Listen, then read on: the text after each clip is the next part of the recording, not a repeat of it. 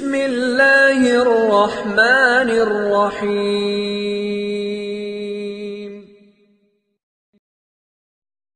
بسم اللہ الرحمن الرحیم وبہ نستعین۔ نسیم صبح کا پیغام لے کر حاضر خدمت ہیں۔ آج بات کرنا چاہتے ہیں ایک اور مزید اہم پہلو پر، جس میں ہم آپ کو بتانا چاہتے ہیں ان لوگوں کے حالات اور ان لوگوں کی کیفیات جو عجب عجب سوال کرتے ہیں۔ کیسا سوال کہ جی یہ والی چیز، یہ والا عمل، یہ والا درود کتنی تعداد میں پڑھیں، کس وقت پڑھیں، فلاں شرط کیا ہو، کیا کھائیں، کیا نہ پئیں، کیا فلاں فلاں فلاں، مطلب عجب عجب سوالات جو ہم نے ذکر بھی جن کا نہیں کیا ہوتا، وہ بے وجہ کے سوالات شروع کرتے ہیں۔ ہم یہ آیت آپ بتا رہے ہو کتنی بار پڑھیں، یہ والا درود شریف آپ بتا رہے ہو کتنی بار پڑھیں، کون سے وقت پڑھیں، کہ فلاں موقع پر پڑھ سکتے ہیں نہیں پڑھ سکتے، فلاں طرح سے پڑھ سکتے ہیں نہیں پڑھ سکتے۔ یہ جو طریقہ ہوتا ہے، دیکھو فضول کے سوالات سے بچو۔ فضول کے سوالات کا مطلب ہوتا ہے آدمی اپنے آپ کو فضول کی مشقتوں میں ڈال رہا ہوتا ہے۔ اس کی ایک بہت ہی مناسب سی اور ایک بہت ہی خوبصورت ایک مثال میں سناتا ہوں کہ بنی اسرائیل کے اندر ایک واقعہ پیش ہوا۔ اس واقعے کی شہادت کے لیے ایک گائے کو ذبح کرنے کا فیصلہ ہوا۔ حضرت موسیٰ علیہ السلام کے حکم کے مطابق ایک گائے تلاش کرنے کا حکم ہوا۔ اب گائے کا مطلب یہ تھا کہ گائے کا حکم ہوا ہے تو کوئی بھی گائے اٹھا کر لا دی جاتی اور کام چل جاتا۔ لیکن بس ہائے رے بنی اسرائیلیوں نے کیا کیا کہ حضرت وہ گائے کیسے رنگ کی ہو، اس کا وزن کیسا ہو، حضرت وہ گائے کھیت میں جو پہلے ہل چلتا تھا نا کھیت جوتنے کے لیے، اس میں جوتی گئی ہو یا نہ گئی ہو، اس کی عمر کتنی ہو۔ اس طرح سے اس کو اتنا فکس کرا لیا کہ اب بالکل جیسے وہ سوال کرتے رہے ایسے ایسے جواب ملتا رہا۔ بھئی ایسے رنگ کی ہو، اچھا وزن حضرت کتنا ہو، کہ چلو اتنا وزن ہو، حضرت کھیت میں چلی ہو یا نہ ہو، کہ ہاں چلی ہو یا نہ چلی ہو، اور حضرت اس کی عمر کتنی ہو، کہ ہاں اتنی عمر ہو۔ ورنہ تو قاعدے کی بات یہ تھی، حکم ہوا تھا ایک گائے ذبح کرو اور یہ حکم ہے، بس وہ ایک گائے لے آتے، اس کو ذبح کرتے اور بس کام ہو جاتا۔ لیکن انہوں نے جی اتنے سوالات کیے، اب وہ اس طرح کی گائے ڈھونڈتے پھرے اور وہ کہیں نہیں ملی ان کو۔ پورا قبیلہ کا قبیلہ اس گائے کو ڈھونڈ رہا تھا کہ اتنے وزن کی، اس نوعیت کی، اس رنگ کی، اتنی عمر کی اور ان صفات کی کوئی گائے ملے۔ اس کو پورے علاقے میں ڈھونڈا گیا، کہیں نہیں ملی۔ لیکن ایک جوان لڑکا اپنی ماں کا فرما بردار، وہ اپنی گائے کو جنگل میں چرا رہا تھا، اور اس کے پاس جو وہ گائے تھی اس کے اندر وہ تمام صفات تھیں جو بتائی گئی۔ اللہ کی قدرت۔ اب انہوں نے اس گائے کو پسند کر لیا، بھئی یہی وہ گائے ہے، ہم ڈھونڈتے پھر رہے ہیں، ہمیں اور تو کوئی گائے ملی نہیں، یہی گائے ہمیں ملی ہے اور اس کے اندر وہ ساری صفات پائی جاتی ہیں جو حضرت موسیٰ علیہ السلام نے کہا ہے۔ پوچھا بھئی اس کو بیچتے ہو؟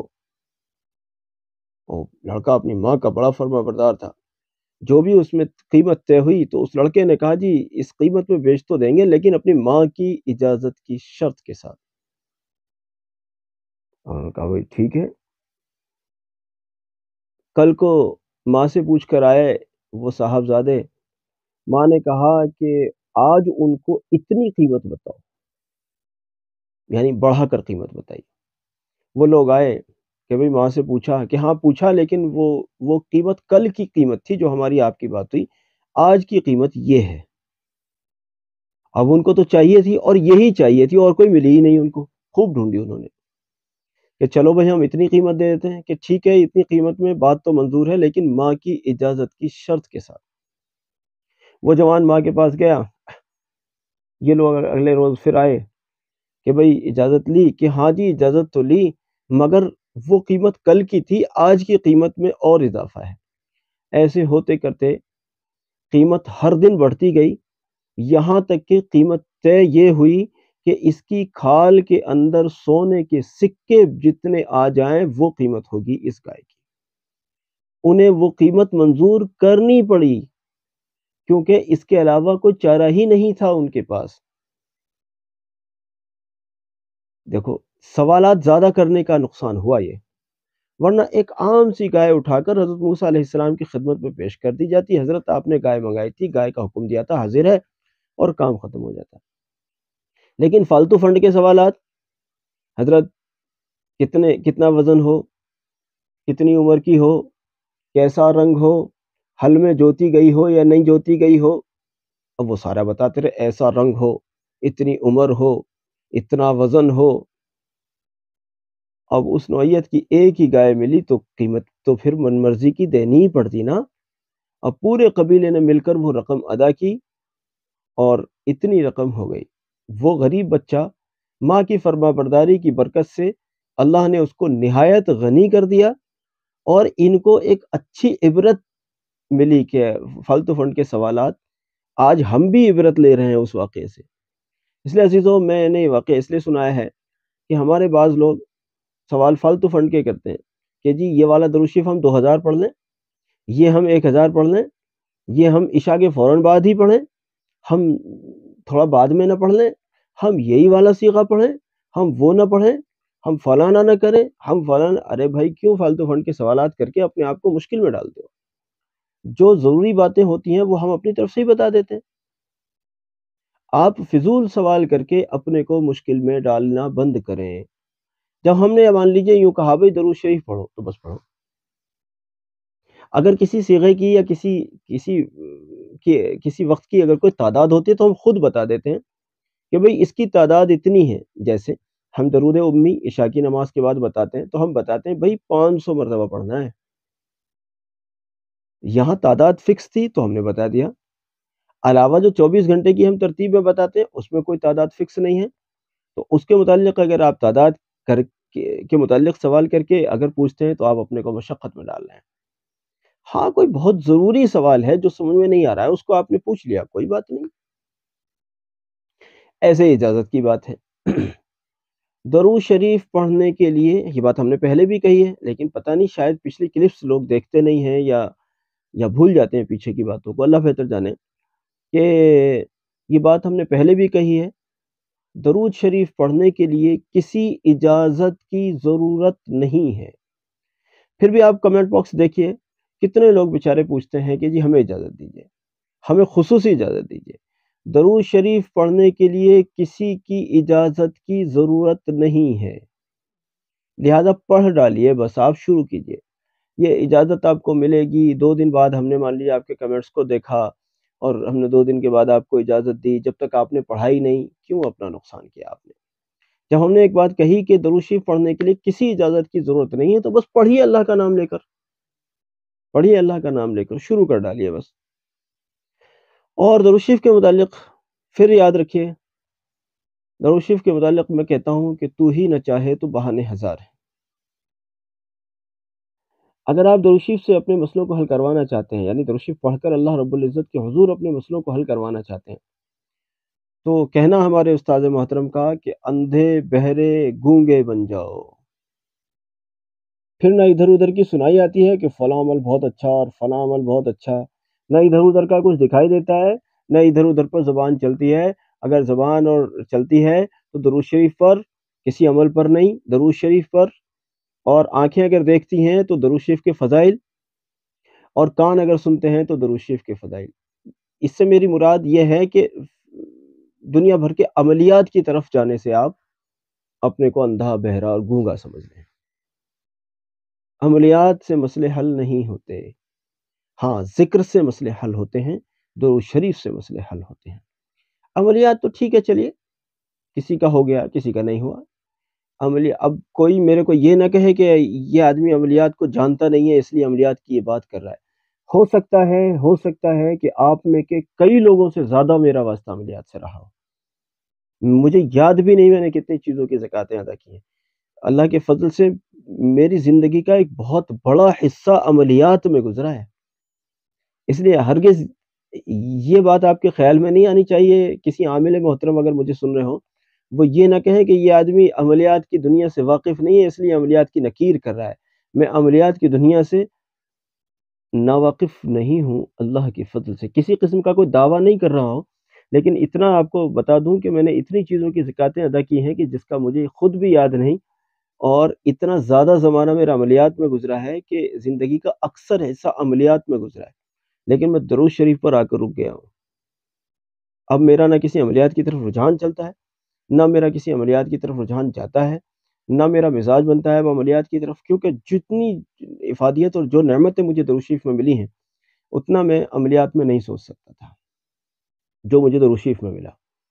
اس لیے میں آپ کو بھی مشورہ دیتا ہوں، اندھے بہرے گونگے بن کر درود شریف کے پیچھے لگ جاؤ، درود شریف کے پیچھے لگ جاؤ، درود شریف کی برکتیں ہوں گی۔ اللہ رب العزت نے چاہا تو درود شریف کی برکت سے آپ کے وہ تمام مسائل جو ہزاروں لاکھوں کوششوں کے کرنے کے باوجود حل نہیں ہوئے، اللہ چاہے گا، چاہے کچھ وقت لگ جاتا ہے کسی مسئلے میں، میں نہیں کہہ رہا کہ ہر مسئلہ آج ہی پڑھا اور آج ہی حل ہو گیا، وہ تو اللہ کی مشیت اور مصلحت کے اوپر ڈیپینڈ کرتا ہے کہ اللہ کس کو کب دیں گے، کتنا دیں گے، کیا دیں گے، یہ تو اللہ کی قدرت کی بات ہے، اللہ کی مرضی کے اوپر بات ہے۔ لیکن چاہے دیر لگے لیکن درود شریف سے جو حل ہوگا وہ کچھ اور ہی ہوگا۔ اس لیے دوستو درود شریف پر آ جاؤ۔ اور پھر ایک اور بات بتاؤں، یہ بات پہلے بھی بار بار دہرائی گئی ہے، مقام و منصب حاصل کرنے کے لیے درود شریف نہیں پڑھا جاتا۔ میں اس ملک کا بادشاہ بن جاؤں، مجھے یہ خزانہ ہاتھ لگ جائے، مجھے وہ اس عورت سے میرا نکاح ہو جائے، اور پتہ نہیں کیا کیا ہوتے ہیں لوگوں کے مقاصد، یہ مقصود اصلی نہیں ہے۔ میں یہ کہنا چاہتا ہوں مقصود اصلی ہے اللہ اور اس کے رسول صلی اللہ علیہ وسلم کی رضا اور قرب۔ یہ ساری چیزیں تو سیکنڈ نمبر کی چیزیں ہیں۔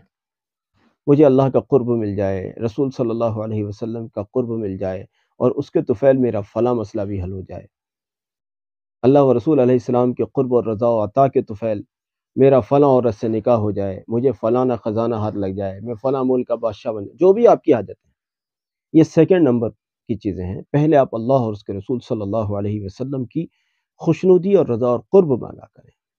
اللہ تعالیٰ آپ کی بہت مدد فرمائے، بہت ترقی دے۔ مجھ فقیر کے لیے بھی دعا کیا کریں، اور اللہ تعالیٰ سے دعا کریں اللہ مجھے بھی درود شریف کے خادمین میں شامل فرما لے۔ دراصل میں درود شریف کی جو تبلیغ کر رہا ہوں یہ اب تک تو جیسے ہو رہی تھی سو ہو رہی تھی، لیکن دراصل میں اس کا مکلف بنایا گیا ہوں، گویا کہ مجھے اس کا حکم دے کر مکلف بنایا گیا ہے، مجھے اس کا حکم ملا ہے کہ درود شریف کی تبلیغ کرو، مجھے کہا گیا ہے کہ ہمارا حکم ہے درود شریف کا پیغام پہنچاؤ امت تک۔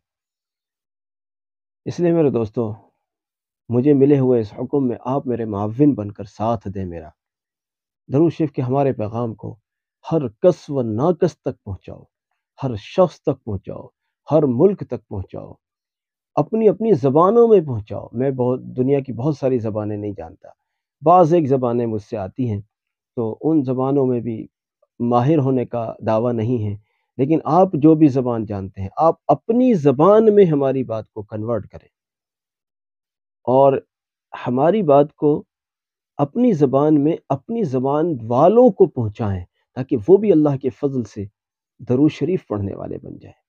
اللہ تعالیٰ آپ کو اس کی توفیق عطا فرمائے، اور اس عظیم الشان خدمت کے لیے مجھے بھی، آپ کو بھی، میری بھی، آپ کی بھی نسلوں کو اور ساری امت کو قبول فرمائے۔ جزاک اللہ۔ السلام علیکم ورحمۃ اللہ وبرکاتہ۔